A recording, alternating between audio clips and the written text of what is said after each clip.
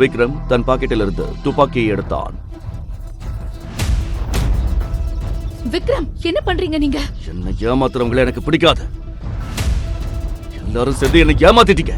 இதை கூறிவிட்டு விக்ரம் துப்பாக்கியால் சுட்டான். நட்சத்திரா பயத்தின் உச்சத்திற்கு சென்று அலறிக்கொண்டே அங்கேயே மயங்கி விழுந்தாள். தாத்தாவின் அறையில் அனைவரும் அமைதியாக நின்று கொண்டிருந்தனர். விக்ரமின் பிடிவாதமான பேச்சை கேட்ட அங்கிருந்த அனைவரின் முகத்திலும் அதிர்ச்சி நிலவியது. துருவ் சட்டென்று தன் பார்வையை தாத்தாவின் பக்கம் திருப்பினான். நிலைமை கைமீறிப் போவதை உணர்ந்த துருவ் மெதுவாக விக்ரம் அருகில் சென்று பேசினான். விக்ரம், நீ என்ன பண்ணிட்டு இருக்கேன்னு உனக்கு புரியுதா? இப்ப இருக்கிற நிலைமையில தாத்தா கிட்ட நீ இப்படி பேசலாமா? அவருக்கு எவ்வளவு உடம்பு முடியாம இருக்குன்னு உனக்கு தெரியாதா? நான் உன்கிட்ட கெஞ்சி கேக்குறேன், தாத்தாவுக்காகவாது கொஞ்சமாவது நிதானமா இருடா என்று துருவ் அவனை சமாதானப்படுத்த முயன்றான். ஆனால் விக்ரம் யாரிடமும் சமாதானமாக தயாராக இல்லை. அவன் தாத்தாவை அமைதியாக பார்த்தான். ஆனால் தாத்தா விக்ரமை முறைத்து, விக்ரம், நான் சொல்றத நல்லா கேட்டுக்கோ. இப்பவே என்னோட மருமக நட்சத்திராவை என் முன்னாடி நிக்க வைக்கலனா நான் செத்ததுக்கு அப்புறம் எனக்கு கொல்லி வைக்கிற அந்த உரிமைய உன்கிட்ட இருந்து பறிச்சிடுவேன். இது என் மேல சத்தியம் என்று தாத்தா எச்சரித்தார். அதுவரை ஓரமாக நின்றிருந்த விஷால் தாத்தாவின் இந்த பேச்சை கேட்டு நிலை குலைந்து போனான். அவன் ஓடிச் சென்று தாத்தாவின் கால்களை கட்டிக்கொண்டு கதறி அழுதான். தாத்தா, ப்ளீஸ் தாத்தா, இப்படியெல்லாம் பேசாதீங்க. எனக்கு பயமா இருக்கு. அண்ணா ஏதோ தெரியாம பேசிட்டாரு. நீங்க ஏன் இப்படி சொல்றீங்க என்று விம்மி விம்மி அழுதான். அவனது அழுகையை பார்த்து அங்கிருந்த அனைவரது விழிகளிலும் கண்ணீர் திரையிட்டிருந்தது.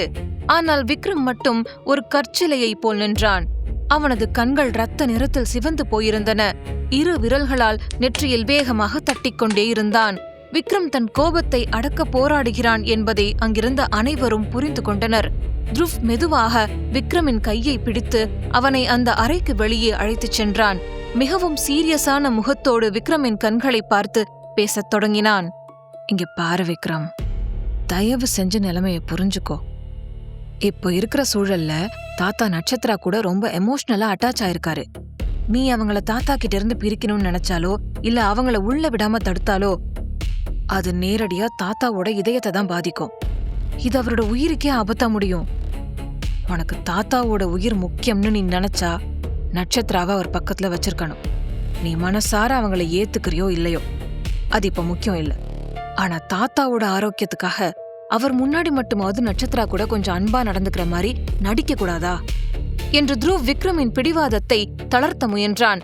துருவ் சொன்னதை கேட்டதும் விக்ரமுக்கு கோபம் இன்னும் அதிகமானது. என்னடா பேசுற நீ? என்ன போய் ஒரு பொண்ணு முன்னாடி நடிக்க சொல்றியா? நான் என்ன பெரிய ஆக்டர் நினைச்சியா? இதெல்லாம் என்னால பண்ண முடியாது. அந்த பொண்ணுக்காக நான் என்ன மாத்திக்க மாட்டேன் என்று கோபமாக மறுத்தான். துருவ் பொறுமை இழந்து விக்ரமை முறைத்தான். விக்ரம், நான் உன்னை நட்சத்திராவுக்காக நடிக்க சொல்லல. நீ உயிரா நினைக்கிற தாத்தாவுக்காக தான் நடிக்க சொல்ற. இப்போ நமக்கு முக்கியம் தாத்தாவோட ஹெல்த் மட்டும்தான். இதுல நாம எந்த ரிஸ்க்கும் எடுக்க முடியாது. அதுக்காக தானே நீ கல்யாணத்துக்கே சம்மதிச்ச. இப்போ அது எப்படி மறந்த? உன்னோட பிடிவாதத்தால நம்ம தாத்தாவையே இழக்கிற நிலைமைக்கு போகணுமா என்று துருவ் ஆவேசமாக கேட்டான். துருவ் சொன்ன வார்த்தைகள் விக்ரமை சிந்திக்க வைத்தன. அவனது கோபத்திற்கு பின்னால் இருந்த நியாயம் இப்போது தாத்தாவின் உயிரின் முன்னால் தோற்றுப் போவதை அவனால் உணர முடிந்தது. விக்ரம் அமைதியாக சில நொடிகள் யோசித்தான். அவனது மூளை ஒரு புதிய திட்டத்தை தீட்டியது. சரி, அந்த பொண்ணு இப்போ தாத்தாவோட உயிரை காப்பாத்த தேவைப்படுறானா? நான் அவளை பயன்படுத்திக்கிறேன்.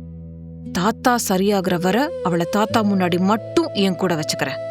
ஆனா அவளை எப்படி டீல் பண்ணணும்னு எனக்கு நல்லாவே தெரியும். இனிமே எல்லாம் என்னோட திட்டப்படிதான் நடக்கும் என்று விக்ரம் தன் மனதுக்குள் ஒரு வஞ்சகமான முடிவை எடுத்தான். விக்ரமின் முகத்தில் ஒரு குரூரமான புன்னகை மின்னி மறைந்தது. தாத்தாவின் உயிருக்காக அவன் ஆடும் இந்த நாடகம் நட்சத்திராவின் வாழ்க்கையை எந்த பள்ளத்தில் தள்ளப் போகிறது என்பது அவனுக்கு தெரிந்திருக்கவில்லை. தாத்தாவின் அறைக்கு வெளியே ஒரு தீர்மானத்தோடு நின்றிருந்த விக்ரம் ஏதோ ஒரு முடிவுக்கு வந்தவனாக நீண்ட எட்டுக்களை எடுத்து வைத்து மீண்டும் நட்சத்திராவை நோக்கி நடக்கத் தொடங்கினான். விக்ரமின் அந்த அசுரத்தனமான வருகையை கண்ட நட்சத்திரா பயத்தில் இன்னும் அதிகமாக நடுங்கினாள். அவள் அந்த சுவற்றோடு ஒட்டிப்போய் நகர முடியாமல் சிலையாக நின்றிருந்தாள். திடீரென்று அவள் அருகில் வந்த விக்ரம் கொஞ்சமும் இரக்கமில்லாமல் அவளது கையை பிடித்து தன் பக்கம் இழுத்தான். நட்சத்திரா அதிர்ச்சியில் தன் அழகான கருப்பு விழிகளால் அவனை ஏறிட்டு பார்த்தாள். அந்த நேரத்தில் நட்சத்திராவின் முகம் ஒரு அப்பாவி குழந்தையைப் போலிருந்தது. ஒரு நொடி அவள் கண்களில் இருந்த அந்த துயரம் விக்ரமின் கல் நெஞ்சையும் லேசாக அசைத்து பார்த்தது. ஆனால் அடுத்த கணமே தன் உணர்ச்சிகளை கட்டுப்படுத்திக் கொண்ட விக்ரம் அவளை ஏளனமாக பார்த்து பேசத் தொடங்கினான். உண்மையிலேயே நான் நினைச்சதை விட நீ ரொம்ப புத்திசாலிதான். என் வீட்டுக்கு வந்த சில மணி நேரத்திலேயே தாத்தாவை கைக்குள்ள போட்டுக்கிட்டல. இப்ப என் தாத்தா என்னை விட உன்னை பத்தி தான் அதிகமா கவலைப்படுறாரு. உன்னை பார்க்கணும்னு துடிக்கிறாரு. நிஜமாவே நீ ரொம்ப ஸ்மார்ட்.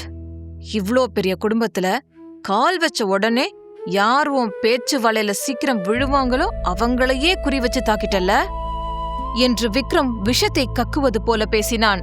நட்சத்திரா எவ்வளவோ சொல்ல முயன்றாள். ஆனால் அவளது பயம் அவளது குரலை நெரித்தது. விக்ரம் அவளை இன்னும் நெருங்கி வந்து எச்சரிக்கும் தொனியில் தொடர்ந்தான். ஆனா ஒண்ணு மட்டும் உன் காதுல நல்லா வாங்கிக்கோ. ஏதோ சதி பண்ணி நீ என்ன கல்யாணம் பண்ணிருக்கலாம். ஆனா என்னோட வாழ்க்கையில உனக்கு எந்த இடமும் இல்ல. நீ என்னைக்குமே இந்த விக்ரமோட ஒய்ஃபா ஆக முடியாது. என் இதயத்திலயோ என் வாழ்க்கையிலயோ உனக்கு இடமே கிடையாது. புரியுதா? உன் அழகான முகத்தை காட்டி என் தாத்தாவை நீ ஏமாத்திருக்கலாம். ஆனா ஒரு விஷயம் ஞாபகம் வச்சுக்கோ. இன்னிலிருந்து உன் கண்ணீர் என் முன்னாடி மட்டும்தான் வரணும். ஒரு சொட்டு கண்ணீராவது என் தாத்தா முன்னாடி வந்துச்சுன்னா உன் ஒட்டுமொத்த குடும்பத்தையும் நான் அழிச்சிடுவேன். உன்னை உயிரோட விடமாட்டேன், ஜாக்கிரதை என்ற விக்ரமின் ஒவ்வொரு வார்த்தையும் நட்சத்திராவின் ஆன்மாவை உலுக்கியது. அவன் விதித்த நிபந்தனை அவளை நிலைகுலைய வைத்தது. அவள் எதுவும் புரியாமல் அவனை பார்த்தாள். விக்ரம் தொடர்ந்தான். இங்க பாரு, தாத்தா முன்னாடி எனக்கும் உனக்கும் எந்த பிரச்சனையும் இல்லாத மாதிரி நீ நடிச்சாகணும். நமக்கு கல்யாணம் ஆகி 2 நாள் தான் ஆச்சு. ஆனா இன்னிக்கே உனக்கு நான் டிவோர்ஸ் கொடுக்க போறேன். ரொம்ப சீக்கிரம் டிவோர்ஸ் பத்திரங்களை நான் ரெடி பண்ணிடுவேன். தாத்தா குணமான அடுத்த நிமிஷம் அவர்கிட்ட இதை பத்தி பேசி உன்னை இந்த வீட்டை விட்டு துரத்திடுவேன் என்று விக்ரம் தன் இறுதி முடிவை அறிவித்தான். ஒரு புறம் விவாகரத்து, மறுபுறம் தாத்தா மற்றும் குடும்பத்தினர் முன்னால் சந்தோஷமாக இருப்பது போல் நடிக்க வேண்டும் என்ற கட்டாயம் நட்சத்திராவிற்கு தலை சுற்றியது. விக்ரமின் இந்த ஆளுமைக்கு முன்னால் நின்று எதிர்த்து ஒரு கேள்வி கேட்க கூட அவளுக்கு துணிச்சல் வரவில்லை. அவனது கண்கள் காட்டிய அந்த தீவிரம் அவளை ஊமையாக்கியது. அவள் அப்படியே மௌனமாக நின்று அவனை வெறித்து பார்த்தாள். நட்சத்திரா தன்னை அப்படி வெறித்து பார்ப்பது விக்ரமுக்கு ஒருவித எரிச்சலை தந்தது. முதல்ல உன்னோட முகத்தை தொடச்சுக்கோ. இப்பவே நீ தாத்தாவை பார்க்க உள்ள வரணும். அழுதுட்டு இருந்தேன்னு தெரிஞ்சுது, அவ்வளவுதான் என்று கட்டளையிட்டான். நட்சத்திரா ஒரு சிறு பிள்ளையைப் போல் தன் தலையை அசைத்தாள். தன் கண்ணீரை துடைத்துக் கொண்டு விக்ரமின் பின்னாடியே ஒரு நிழலைப் போல தாத்தாவின் அறைக்குள் சென்றாள். அறைக்குள் நுழைந்ததும் அவளது கால்கள் அப்படியே உறைந்து போயின. தாத்தா ஆக்சிஜன் மாஸ்கை அணிந்து உயிருக்கு போராடும் நிலையில் படுத்திருப்பதை பார்த்ததும் அவளது இதயம் வலித்தது. மீண்டும் அழுகை முட்டியது. ஆனால் விக்ரமின் எச்சரிக்கை நினைவுக்கு வர தன் கண்ணீரை அடக்கிக் கொண்டாள். தாத்தா மெல்ல கண்களை திறந்து நட்சத்திராவை அருகில் அழைத்தார். அவர் அவளது கையை பிடித்து தன் அருகில் அமர வைத்தார். தாத்தாவின் அந்த தளர்ந்த கைகள் அவளுக்கு பெரும் பாரமாக தெரிந்தன. அந்த சூழலே அவளை உணர்ச்சி வசப்பட வைத்தது. விக்ரம் அந்த அறையில் ஒரு ஓரத்தில் நின்று கொண்டு தாத்தா நட்சத்திராவின் கையை பிடித்திருப்பதை வெறுப்போடு பார்த்து கொண்டிருந்தான். அவனுக்குள் பொறாமை தீயாக எரிந்தது. நேத்து வந்த இந்த பொண்ணு கையை எப்படி பிடிச்சிட்டு இருக்காரு பாரு. சில மணி நேரத்துல இவ அப்படி என்ன மாயம் பண்ணான்னு தெரியலையே. என் தாத்தாவையே எனக்கு எதிரா மாத்திட்டாளே. இவ்வளவு அப்புறமா கவனிச்சுக்கிறேன் என்று விக்ரம் மனதுக்குள் வன்மத்தை வளர்த்து கொண்டான். விக்ரமின் கண்கள் தன்மீதே நிலைத்திருப்பதை உணர்ந்த நட்சத்திரா மிகுந்த பதற்றமடைந்தாள். அவனது பார்வை அவளை சங்கடப்படுத்தியது. இருந்தாலும் தாத்தாவிடம் ஒரு செயற்கையான புன்னகையை வரவழைத்துக் கொண்டு பேச முயன்றாள். அப்போது ஆகாஷ் முன்னால் வந்து நட்சத்திராவிடம், அண்ணி, இப்ப உடம்பு எப்படி இருக்கு? நீங்க மயங்கி விழுந்ததை பார்த்ததும் எங்களுக்கு ரொம்ப பயமாயிடுச்சு.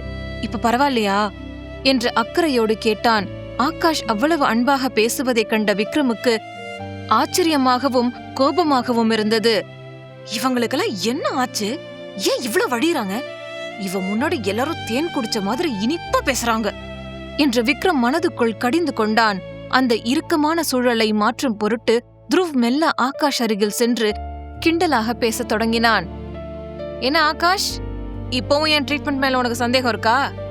இவங்க 2 பேரையும் பெர்ஃபெக்ட்டா டயக்னைஸ் பண்ணி சரி பண்ணியிருக்கேன். இப்போ அவங்க ஸ்டீல் பாடி மாதிரி இருக்காங்க. டோன்ட் வரி என்று கூறி சிரித்தான். துருவ் சொன்னதை கேட்டு நட்சத்திராவின் முகத்திலும் மெல்லிய புன்னகை அரும்பியது. அவள் மிகவும் இயல்பாக, ஆமா ஆகாஷ் ப்ரோ, துருவண்ணா சொல்றது சரிதான், அவர் ஒரு பெஸ்ட் டாக்டர் தான், நான் இப்ப ஓகே, அதே மாதிரி தாத்தாவும் சீக்கிரம் சரியாகணும் என்று ஆசையோடு கேட்டுக்கொண்டாள். துருவ் அவளுக்கு ஆறுதல் அளிக்கும் வகையில், அத பத்தி நீங்க கவலைப்படாதீங்க அண்ணி, தாத்தாவுக்கு ட்ரீட்மெண்ட் போயிட்டு இருக்கு, இப்ப அவரோட நிலைமை நார்மலா இருக்கு, இன்னும் 1 மணி நேரத்துல எல்லா ரிப்போர்ட்ஸும் வந்துரும், அதுக்கப்புறம் நானே தாத்தாவை வீட்டுக்கு கூட்டிட்டு வருவேன், அது வரைக்கும் நீங்க விக்ரம் கூட வீட்டுக்கு போய் ரெஸ்ட் எடுங்க, ஏன்னா உங்க உடம்பு இப்பதான் தேறி வருது என்று கூறினான். துருவ் அந்த வார்த்தைகளை சொன்னதும் நட்சத்திராவின் இதழ்கள் பயத்தில் துடித்தன. அவளுக்குள் ஒரு பெரும் பதற்றம் தொற்றிக்கொண்டது. அந்த அரக்கம் கூட நான் தனியா போகணுமா? எனக்கு போக விருப்பமே இல்ல, நான் உங்க கூடவே இங்கேயே இருக்கேனே என்று சொல்ல துடித்தாள். ஆனால் விக்ரமின் எச்சரிக்கை அவளது நாவை கட்டி போட்டிருந்தது. அவள் மௌனமாக தனக்குள்ளேயே பேசிக் கொண்டிருந்தாள். விக்ரம் தன் கண்களின் ஓரத்தால் நட்சத்திராவின் முக மாற்றங்களை கவனித்துக் கொண்டிருந்தான். அவளது பயத்தை அவன் ரசித்தான். ஆனால் தாத்தா முன்னால் அவன் தன் முகமூடியை மாட்டிக்கொண்டான். சட்டென்று ஒரு போலி அக்கறையோடு பேசத் தொடங்கினான். துருவ் சொல்றது சரிதான், நீ இப்ப என் கூட வீட்டுக்கு வா, உனக்கு உடம்பு சரியில்லைல்ல, தாத்தா இன்னும் 2-3 மணி நேரத்துல வீட்டுக்கு வந்துருவாரு, அது வரைக்கும் நீ அங்க போய் ரெஸ்ட் எடு, நீயே உடம்பு முடியாம இருந்தா அப்புறம் தாத்தாவை யார் பாத்துப்பாங்க என்று மிகவும் மென்மையாக கேட்டான். விக்ரம் இப்படி ஒரு அன்பான கணவனைப் போல் பேசியதை கேட்ட அந்த 4 பேருக்கும் அதிர்ச்சியில் வாய் பிளந்தது. விக்ரமின் வாயிலிருந்து இப்படி ஒரு வசனமா என்று அவர்கள் திகைத்து போனார்கள். ஆனால் தாத்தா இதை கேட்டு மனதார மகிழ்ந்தார். விக்ரம் தன் மனைவியிடம் இவ்வளவு அன்பாக நடந்து கொள்வதைக் கண்டு அவர் நெகிழ்ந்து போனார். தன் பேரன் மாறிவிட்டான் என்ற நிம்மதி அவர் முகத்தில் தெரிந்தது. விக்ரம் நட்சத்திராவை பார்த்து ஒரு அதிகார தொனியில், என்ன இப்படி நிக்க போறியா, கிளம்பலையா என்று கேட்டுவிட்டு அவளுக்கு முன்னால் விறுவிறுவென வாடை விட்டு வெளியேறினான். நட்சத்திரா மிகவும் பரிதாபமாக ஒரு முறை தாத்தாவையும் அந்த 4 பேரையும் பார்த்தாள். அந்த அரக்கம் கூட என்ன அனுப்பாதீங்க, என்னை யாராவது காப்பாத்துங்க என்று அவளது கண்கள் அந்த 4வரிடமும் கிஞ்சின. ஆனால் அவர்கள் வேறு ஏதோ கற்பனையில் இருந்தனர்.